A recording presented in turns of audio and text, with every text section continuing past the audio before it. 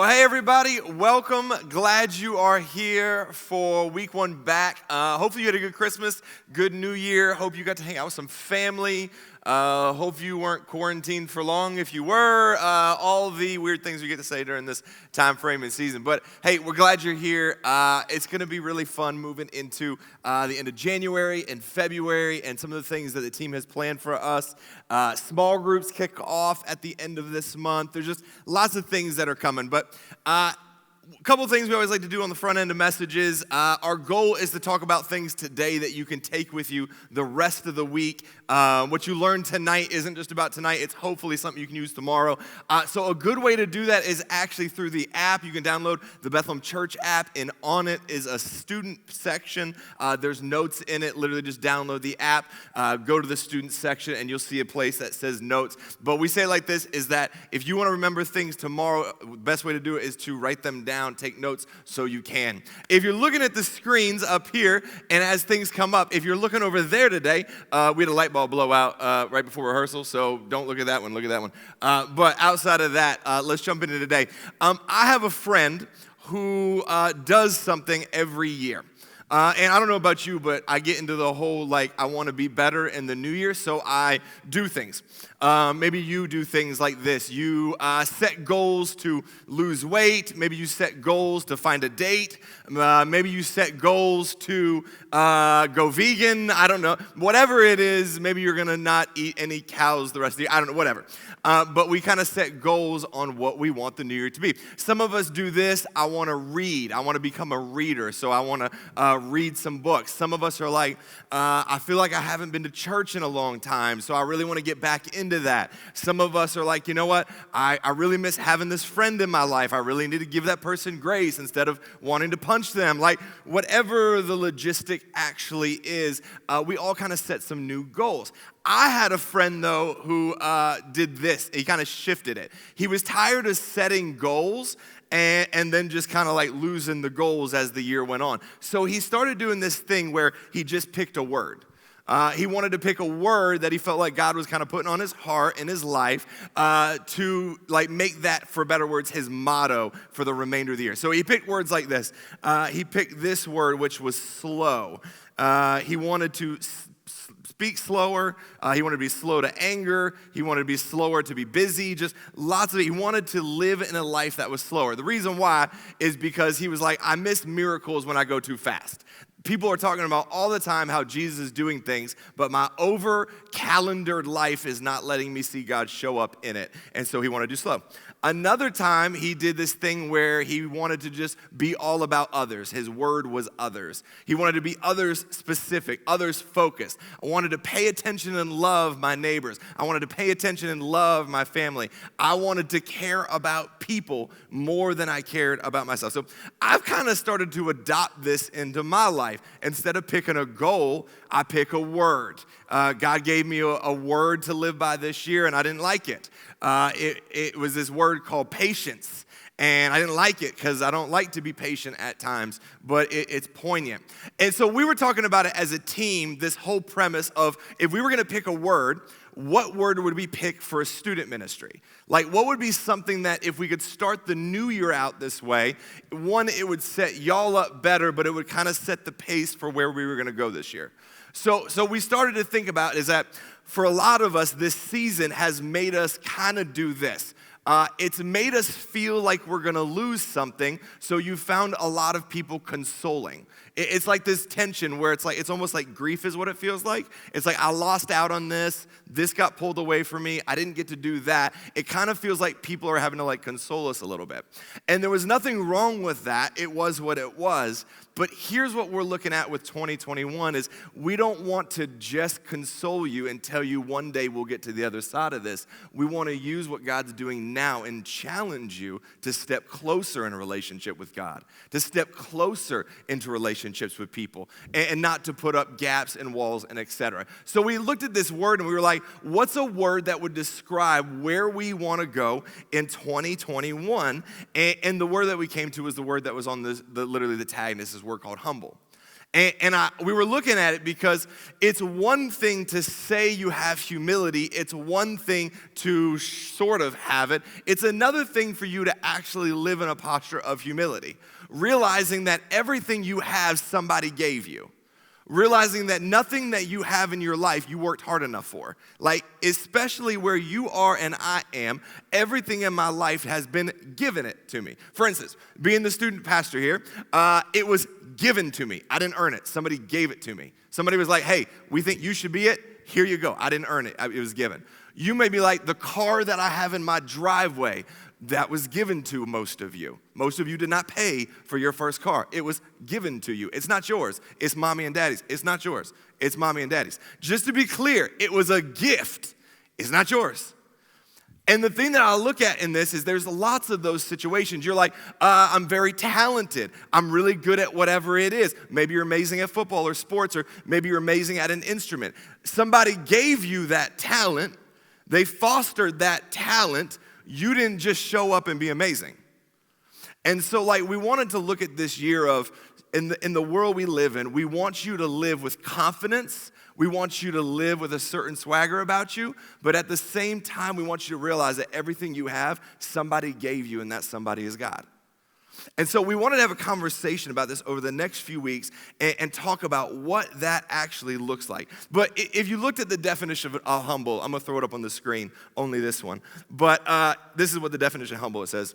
It says having or showing a modest or low estimate of one's own importance. When I read the definition of humble, it makes me think, oh, I don't want that. Like that, it makes me feel like I have to be less than in order to do something. Having or showing a modest or low estimate, so like a low opinion, it says low estimate, of one's own importance. If you really, really strip it down and make it the least complicated version that you possibly can, it means realizing that everything you do, somebody has impacted you to get there. Everything that you do that's amazing, everything that you do along the way, every gift, every whatever it is that you have that makes you great, somebody fostered it, created it, developed it, nurtured it along the way. You just didn't show up to the party and you were great. And so we wanted to talk about what that looks like, because humility matters for every single one of us. You ever have somebody who you know was great at something and you went to tell them and their response was, thanks, I know. Like, you ever, my wife used to do this with me. She used to say, like, I would go do something, and she'd like, baby, you're so amazing. I said, thanks, I know. And I remember it drove her crazy when we were first married, because she's like, I'm trying to give you a compliment, just accept it. Don't tell me how amazing you are back. But you know what I'm saying? Like, you're like, Jessica, gosh, you're just so great. You're just so loving. I'm so thankful to have you. Yeah, you are. You know what I mean? Like, something like that. And so this series is just all about that posture. Is that we want to have a posture that resembles what Jesus' was, not that resembles us thinking we're all amazing. You are amazing, but you're amazing because God did something in your life. That's why you're amazing. And so I look at this, why does humility matter? And I kind of think of it like this. Imagine if you were playing a board game, and you had the key to win the board game. And all you had to do was like take one step to the left, one step to the right, and boom, you win the board game. If you knew that's how you win the board game, that's how you would play the game to actually win it every time. Because I know if I take one step this way and one step that way, I win. You would never say, I know how to win, so I'm not going to bother. No, because the objective that we measure is to win. You'd win. You play a game, Monopoly. You're 2 steps away. Oh, all I got to do is do that. Done. I'm going to do it every time. Humility is a lot like that. There's something about living a life that is centered with biblical humility that allows you to win at life. But there's also something that when you don't live that way, it makes it frustrating to live that life, and 2, you never feel like you get closer for some reason. Every time you grasp at what you want and you get it, it's still not what you wanted. You're like, man, I really wanted that. But then you get that and you're like, why isn't that enough? Why do I want more still? We're going to talk about that in this series, because having a posture of humility is like the trump card, so to speak, in what we do in life and how we walk forward. Here's it in your notes. If you want to win 2021, despite whatever this world throws at you, the humility is the key to victory.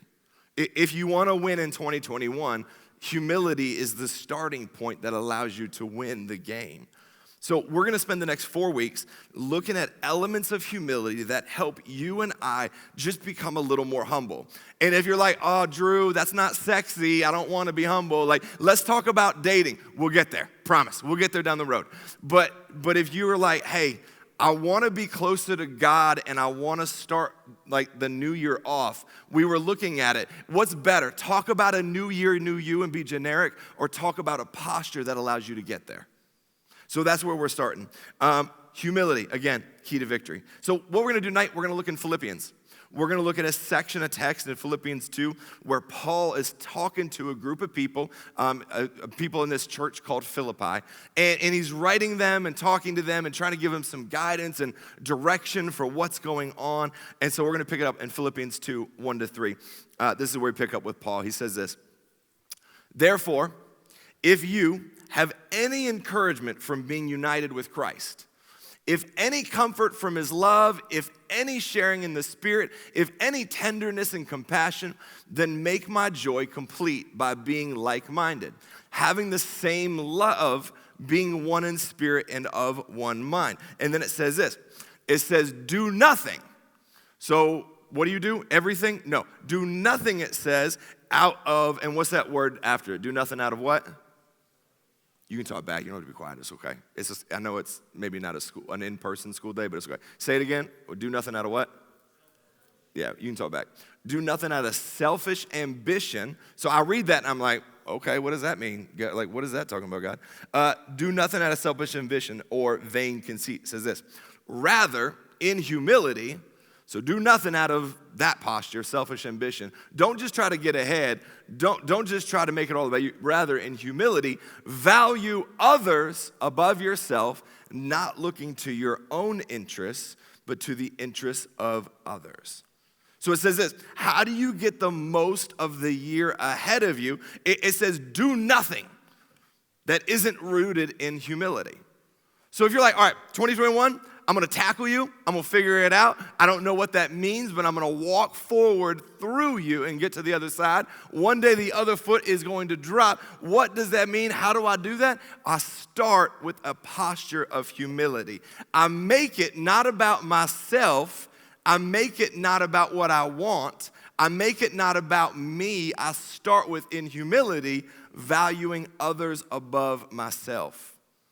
Not looking to everything else around me that's going to keep me from that. So if you were watching the news today and you were like, what is going on in Washington today? Like, what happened in the world we were in? No, rather in humility, value people above yourselves. Don't look at everything else, everything that's spinning. Instead, look at the interests of how you can love and care for people. That probably would have been a great word for today. It says this, it says selfish ambition. I was looking at this. I actually Googled some of this, but then I had to dive into some text. It says this, I found this weird. It says selfish ambition in here. And I wanted to know what that means because selfish ambition to us is like, I just want to achieve. So I want to be great at whatever it is. I want to win at whatever it is. If I'm going to play whatever game, I want to be awesome at it. We want to achieve. Nothing wrong with any of that. Paul is talking about self-ambition like this, though, because he's talking about it, and what he says about this is he's really saying like a mercenary spirit. Do you guys know what a mercenary is? It's somebody that you hire to do a job that's not fun, who has no ties, no interests, no desire. They're hired to do a job. You pay them, they do the job, they leave. They don't care. You pay them, they do a job, they leave, they don't care. It's a mercenary spirit. When Paul is talking about selfish ambition, he's saying this. He's saying, don't do anything out of a mercenary spirit.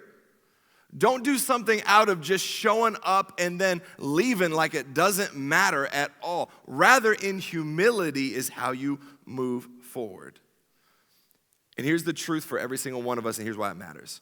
It's really, really hard to care for people well if you don't embody humility or this sense of humbleness in your DNA. You can't care for people well if it's about you, boo-boo. You just can't. You can't put on a front. This is the best thing. This is one of the things I love about coming together, but every Sunday I see it, and every Sunday so do you. You know when your friends are a train wreck. You do. You know when something happened, you can see it on their faces because we do not pretend and hide well. Even if you're like, no, I'm like, everything's always fine, it's great. No. People know when you are not the same. You're like, how do they know I'm not crying? That's not what, when you start being a jerk all the time, we know. That's how we know. But here's why this is so important. You just can't put on a front of humility. You're either humble or you're not humble. You can't pretend like it matters to you when everybody in your life's like, no, they don't care. In humility, he says, count others more significant. In fact, in James 4:6, this is how James says it. He says, God, he's talking about God's character. He said, God opposes the proud, but he shows favor to the humble. I always heard this, is that favor's not fair. Meaning that when God does some things in your life, it's all over the place. Sometimes he'll show up and sometimes he won't. Sometimes he won't because he doesn't like what you want. Sometimes he won't because what you want isn't going to get you closer to him. And then sometimes he shows up when you need him the most, and you're like, where did that come from? Like, you didn't show up in what I wanted, but you showed up in what I needed. What's up with that, God? He says, God opposes the proud. He shows favor to the humble. But do you know what the word opposes mean? Opposes is like friction, meaning he's against you. It literally means to work against you. So what James is saying is that God works against the proud, and he shows favor, blessings, opportunity to the humble. He literally will work against you if you don't take on this posture of humility. And I think about that spiritually, but I think about that for every person in the room. Have you ever felt like every time you're trying to take 6 steps forward, you find yourself taking 6 steps back? And I've started asking the question, is the 6 steps I want to take forward rooted in where God wants me to go? Or is the 6 steps I want to take forward rooted in where I want to go? And then I wonder why it doesn't work out, and God, why didn't you show up and bless my life? Great story of this is like this. I find I don't know what I'm doing most of my life when it comes to pastoring people. It's just reality. So just truthfully being 100% transparent and being honest. Like, I don't always know what to do. So like somebody called me and was like, hey, there's this really horrible situation. What do we do? I don't know. What do you think we should do? I remember somebody told me not too long ago, they're like, I hate when I come and talk to you and you just ask me questions. And I'm like, it's because I don't know what to do. So I figure if I ask a question, like, you'll get there eventually. I don't know all the time what to do. So I'm very reliant on God showing up in my life and pointing me in the direction I need to go, because I don't know. Like, I'm just targeted towards wherever he's sending me, because if I don't do what that is, I don't know what to do. But I'm very reliant, and the truth is that if you're wise and you're humble, you'll be reliant too. The problem for a lot of us, though, falls in this, is that for some of us, the drive to show people how amazing we are trumps our humble spirit. In your desire to prove somebody wrong, to show them how great you are, to show them that you're better than they think you are, like, we will go to extremes to make that a point. And what we'll do is we'll grasp to be noticed, to get recognition, to be sought after, clawing, kicking, and screaming, gasping and grasping for every bit of somebody to pay attention to us. And can I just say this, and it's going to make you irritable, but like, I love you enough to tell you it matters. People who are amazing don't have to make everybody aware of it. Like, nobody has to, I don't have to tell people I'm amazing. Like, I don't have to. You don't have to tell everybody how amazing you are. People who are amazing do things that normal people don't do, and they do not make people aware of it. You want to be amazing? Keep doing what God's called you to do, and don't tell everybody how great you are while you're doing it. Philippians 2:5-8 actually says it like this, though. Because what a lot of us do is you think attention makes you important, but it doesn't make you important. Attention that is desired from false motives stirs up unhealthy habits like ego, pride, and insecurity. And we wonder why we have some of those in our culture. It's because we always want people to recognize what we're doing. It's not about you. Not if you're in a humble spirit. Philippians 2:5-8 says it like this. It says, have this attitude. Paul's talking to the church of Philippi. Have this attitude in yourselves, which was also the attitude that Jesus Christ took on, by the way, who, as he already existed in the form of God, he didn't consider himself equal with God. Let me stop there. Jesus is God's son. We all on the same page? Jesus is God's only son. Still on the same page? There are things that make him divine, amazing, powerful, strong that you and I do not possess. What this is saying is Jesus in all his glory didn't make himself God's equal. Instead, he came down and was like you and me. And what he did while he was being you and me, it says, he emptied himself. Like, you know what he means? Like, he's talking to these people, trying to get them to connect with a thought, is that Jesus, who was amazing, didn't go around telling everybody how amazing he was. Instead, he showed up in the form of something not amazing, and he just emptied out all he had for people. He cared for them, he loved them, and he showed up for them by taking the form of a servant and being born in the likeness of you and I. He emptied himself. He chose humility rather than power. He chose humility rather than comfort. He chose humility rather than being noticed. He chose being lower on the totem pole than letting everybody see how great he was up here. Think about it. Like what we see about Jesus, he chose the worst kind of murder, being hung on a cross. You ever think about that? Having to hold up all your weight basically in your shoulders so they snap off? No, worst kind of murder. He chose the worst kind of humiliation, being stripped naked so everybody could see, just hanging up there on a cross, nailed in. That's how far Jesus went to serve you. So like when we say like I'm a Christian, you have to realize what you're saying is that I'm willing to go really far to look like Jesus and to love people well. And the only way you do that is if this series becomes a part of who you are, this thought of humility like Jesus is. There's this guy, his name's John Ortberg, and he's a writer, but he said this, he said, the problem with spending your life climbing the ladder is that you'll always go right past Jesus because he was always climbing down the ladder to get to people. So this is what we do. All right, ladder behind, simple. You and I are constantly climbing to the top. And once you get to the top, you're like, I've made it. So you get the job you always wanted one day. I made it. You get the car you always wanted. I made it. You get the girl, the guy you always wanted. I made it. But here's what Jesus did, is that as you're climbing to the top, Jesus is literally just sitting here. Oh, if I don't break that. This is what he's doing. So you're like, hey, Jesus, can you move to the side? I need to get up. Oh, yeah, here, right here. You go right there. You gonna come up? No, I'm gonna sit right here. Yeah, but Jesus, you could come up to the top. No, I wanna be, this is where I need to be. Yeah, but there's all that up there for you. But down here, there's pain, there's brokenness, there's all kinds. Like, if you come up here with me, you don't have to deal with any of that.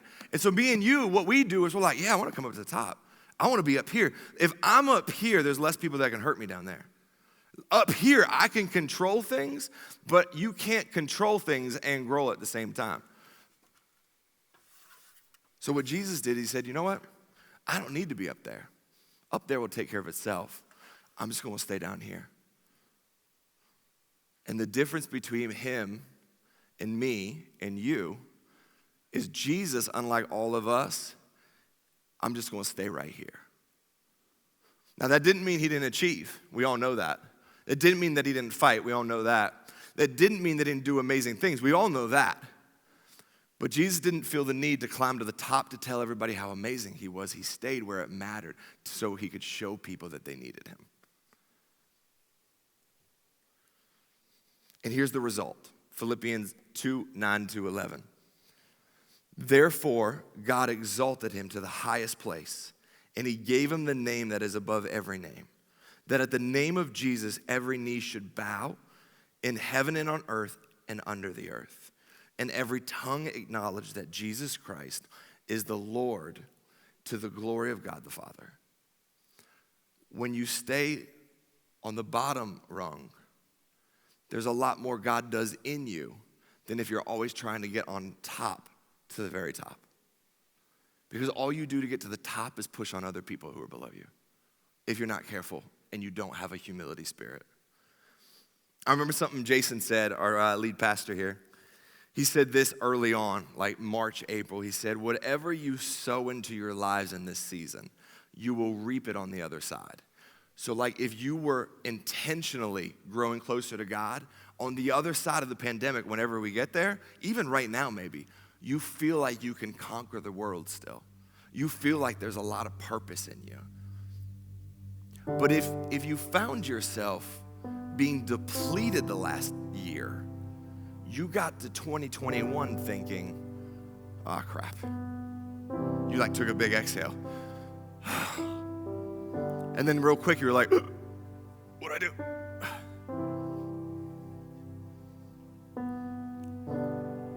Here's what I'm saying for all of us.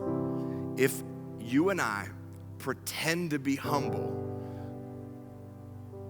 God doesn't bless that posture. If you try to make a point so everybody sees how great you are, that's not living.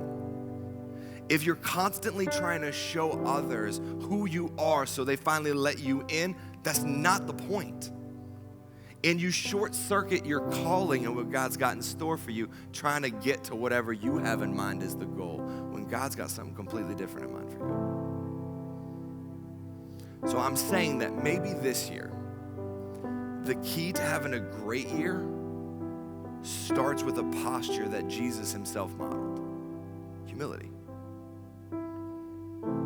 But if you like fancy one-liners and whatever notes, here's what you should remember. The message in a sentence, if you don't remember anything else, it's this. Real humility starts by pointing everything back to God. Nothing you have is yours. When you're not here one day, it's still not yours. When you're here, it's still not yours. It's his. And he gave whatever it is to you, just like your mom and dad gave whatever it is to you. The clothes on your back, the shoes on your feet, the toothbrush I hope you use. But let me ask you a question, and this is where we're going the next 3 weeks. Chew on this, because this will hurt. When was the last time God got the credit for who you are and what you're doing in life?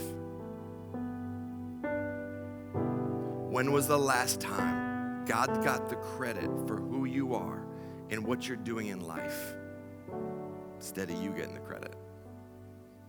When was the last time you pointed it back to him instead of you?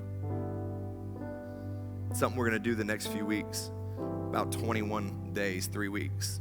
We're going to do this thing. We have them under your seats. If you're type A, you'll probably grab it. If you're not, you'll find it later. But it's this thing called 21 and 21. And we wanted to start the year off a little differently. I've noticed this. I don't know if you've noticed this. I can't make Jesus any sexier than he already is. Like, it's not like I can package it differently. The gospel is the gospel. It is. I can't make Jesus more attractive. And truthfully, I don't know that that's the point. The point is to get you to get closer to who he is. And so we're going to try something. Across all of our campuses, student ministry, kids ministry, adults, they'll get theirs this weekend. We want to do something called 21 days of prayer and fasting. And I can't think of a better time to be in prayer than right now. You look in the world we live in, you look at what's going on in your life. Are you closer to God or more distant? That alone will answer the question to why we need this. But if you look at it, biblical fasting is a spiritual discipline. It's giving up something that matters to you and replacing it with focused time with God.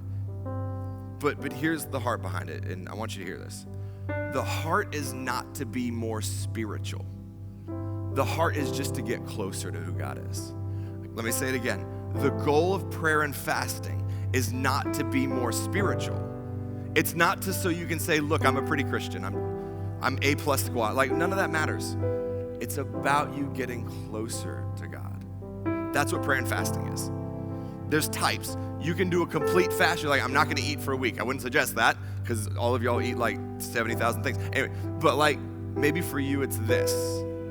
I'm going to fast Starbucks for a week. Dunkin' Donuts in this area. I'm not going to go to Dunkin' for a week. That's like murder for some of you. You'll be like, no! I'm going to be off my phone for half the day. I'm not going to read it or look at it all night. I'm just going to spend time in my Bible instead. For 21 days of prayer and fasting, what are you willing to fast? And in that time frame, swap Jesus into it. Fasting, again, it's not about getting more spiritual.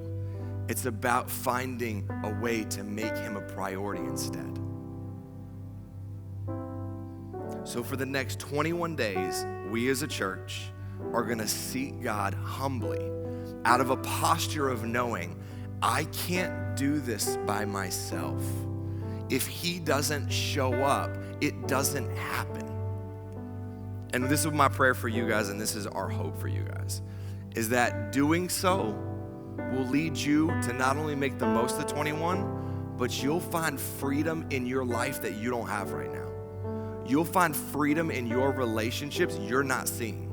You'll find freedom in your dating that you may not be experiencing. But more than anything, you'll find a closeness that is centered on the fact that everything you have is not owned by you. It's owned by a Heavenly Father who loves you. And that's a big deal as you walk as a Christian. It's not yours. It's a gift. And when you understand it as something that's given, you lead out of it a whole different way. You choose out of it a different way. You care out of it a different way. Because when Jesus is at the center, it's not about your way. And somebody here needs to hear that today. Let's pray. Dear Heavenly Father, Lord, we love you. And Lord, as we wrap up tonight, there's a lot of things you have in store for us. And Lord, we can't wait to see and experience some of those. But Lord, I know that there are people in this room just like me who there are times where humility is not even on my mind. I want to hold things close-handed instead of living it open-handed for you to do what you will. Lord, I pray this, that as we worship right now, as we wrap up our day, this isn't just a checkbox to come into a room and then leave. It's about connecting with you, and that doesn't just happen in a building. It happens when we're not in the building. And so, Lord, I pray that whoever heard this tonight, they don't just hear it and let it be. They hear it and make it a part of their spirit and their life with you. Lord, we ask that. In your name we pray.